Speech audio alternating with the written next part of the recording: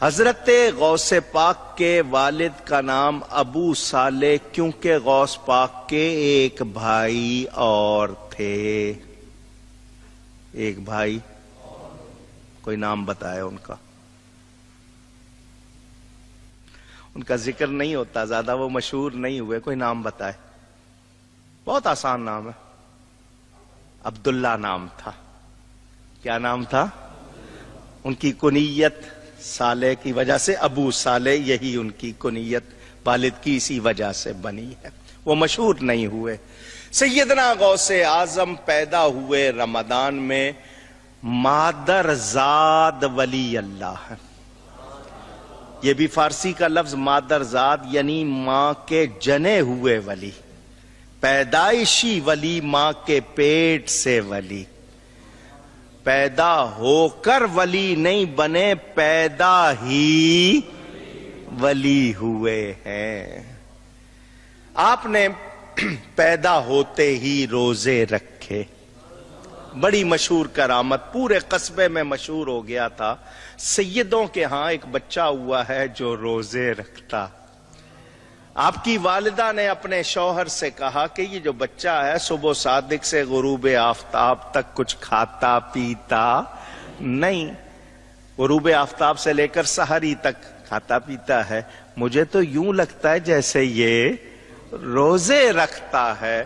تو حضرت ابو صالح موسیٰ نے یہ نہیں کہا کہ چلو ڈاکٹر کو دکھاتے ہیں، کہیں اس بچے کو سورج کی روشنی کا کوئی اثر تو نہیں ہے کہ اس کی وجہ سے کھاتا پیتا نہیں ہے، ذرا چیک کرائیں. نہیں، انہوں نے فرمایا یہ اگر روزے رکھتا ہے تو کوئی تعجب کی بات نہیں. اس کی ولادت سے کچھ روز پہلے نانا جان رسول اللہ صلی اللہ علیہ وسلم مجھے خواب میں ملے. حضور نے فرمایا اے ابو صالح، ان قریب اللہ تجھے ایک بیٹا عطا فرمائے گا جو میرا بھی بیٹا ہوگا. جس طرح میری شان نبیوں میں بلند ہے اس کی شان ولیوں میں بلند ہوگی.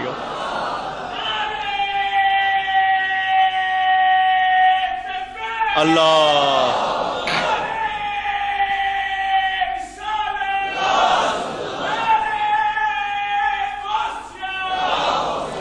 کسی نے اسی فرمان کو شعر میں بیان کیا. محمد کا رسولوں میں ہے جیسے مرتبہ اعلیٰ، ہے افضل اولیاء میں یوں ہی رتبہ غوث اعظم کا صلی اللہ علیہ وسلم ورضی اللہ عنہ. پورے علاقے میں مشہور ہو گیا. چاند کی 29 تاریخ کو مطلع ابر آلود، مطلع کہتے ہیں پیشانی ماتھے کو یعنی آسمان پر، ابر کہتے ہیں بادل کو، آلود یعنی ان سے بھرا ہوا تھا.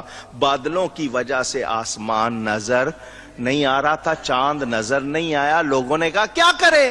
اور سیانوں نے کہا چلو عشاء پڑھتے ہیں، تراویح پڑھتے ہیں، سحری میں اٹھیں گے، کھانا کھا لیں گے، فجر پڑھ کے ابو صالح کے گھر جائیں گے. ان کے گھر جائیں گے، کہیں گے بتاؤ تمہارا بچہ دودھ پی رہا ہے یا نہیں پی رہا؟ اگر وہ پی رہا ہوگا عید کی نماز پڑھ لیں گے، ورنہ روزے کی نیت کر لیں گے. یہ آپ کی پہلی کرامت مشہور ہوئی پیدا ہوتے ہی. مادر ذات، کچھ تو ہوتے ہیں نا بعد میں ولی بن جاتے ہیں یا محنت ہوتی ہے یا کسی کی دعا، یہ پیدا ہی. غوث اعظم ہے ولی ہر آن میں، چھوڑا ماں کا دودھ بھی رمضان میں. غوث پاک جب عمر بڑی، کسی نے پوچھا آپ کو پتہ کب چلا کہ آپ اللہ کے ولی؟ کسی نے ایسے سوال کر لیا. فرمایا جب میں مدرسے جاتا تھا تو آواز آتی تھی اللہ کے ولی کے لیے جگہ خالی کر دو. بچپن ہی میں، چھوٹی عمر میں اس وقت. سیدنا غوث اعظم کن ماں باپ کی اولاد ہیں وہ بھی آپ کی والدہ کی عمر کتنی تھی جب آپ پیدا ہوئے؟ ماشاءاللہ کسی نے صحیح بتایا، 60 برس کی عمر تھی۔ کتنی؟ 60 سال۔ شادی کے 40 سال کے بعد پیدا ہوئے۔ شادی کے آج ہمارے گھروں میں اگر پہلے سال بچہ نہ ہو تو ساس بہو کو تانے دینے لگ جاتی ہے۔ کچھ لوگ خود بھی بیوی پہ شک کرنے لگ جاتے ہیں، پتہ نہیں اس کو بچہ ہوگا یا نہیں ہوگا، دوسری کر لوں۔ ہاں تو اللہ کی رحمت سے مایوس نہیں ہونا چاہیے۔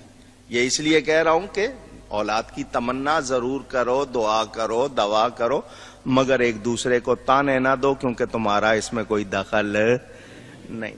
ہاں بیماری ہے تو اس کا علاج کرو۔ سیدنا غوث اعظم کن ماں باپ کی اولاد ہیں؟ آپ سنتے رہتے ہیں، ننیال بھی آپ کا، ماں باپ ددیال بھی آپ کا، سارے ولی ہیں، سارے ولی ہیں۔ سیدنا غوث اعظم مکتب میں گئے، ابتدا ہوئی، پڑھائی ہو رہی ہے، والد کا سایہ بھی، نانا کا سایہ بھی چھوٹی عمر میں اٹھ گیا۔ والد بھی تشریف لے گئے، نانا بھی تشریف لے گئے، ماں نے آپ کی پرورش کی۔ جب آپ کی عمر، واقعات بہت سے ہیں، تھوڑے سے کم کر رہا ہوں، فرماتے ہیں ایک مرتبہ بیل جا رہا تھا، بچے اس کے پیچھے لگے تھے، میں بھی لگ گیا۔ بیل جانتے؟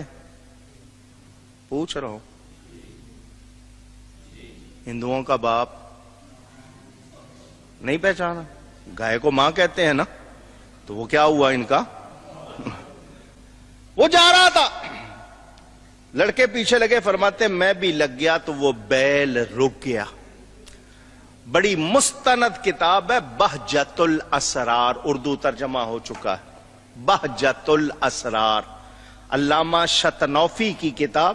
تھانوی صاحب لکھتے ہیں بہت ہی مضبوط کتاب ہے، حدیث کے طرز پر لکھی گئی ہے، تھانوی نے بھی تعریف کی ہے اس کی۔ ان کا نام اس لیے لے رہا ہوں تاکہ ان کے لوگ سمجھ لیں کہ کچی بات نہیں ہے۔ تو وہ بیل چلتے ہوئے رک گیا اور منہ موڑ کے کہا، اے عبد القادر، اللہ نے تجھے اس لیے پیدا نہیں کیا، نہ تجھے گناہوں کی